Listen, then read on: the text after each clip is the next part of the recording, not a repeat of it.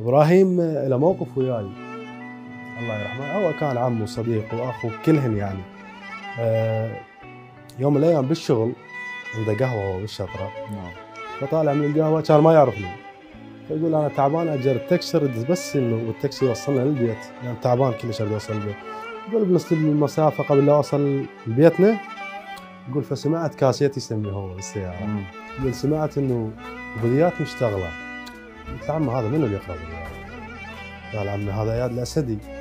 قلت له عمي انا هذا بيتنا بس ارجع فرن بالشطره لحد ما يخلص هذا الويد وبذياته. الله اي الله. فيقول وقلت له لازم احتيني للبيت، وفعلا خابرنا وجانا وهذه الشيبه، فتحس انه انت مسوي شيء مثل هيك ناس، فالله يرحمه خساره. مثل هيك اسم هو اللي يعني يجي للشاعر الشاعر. اي يوصل ويتلقاك حافي او يطلع هذه لك رساله حافي. هذه بحد ذاتها رساله اليوم. الحمد لله. اي فانا للاسف انه كنت يعني مو حافظ له شيء؟ انا اقرا له بيت كاتبه علي. اي شو يقول؟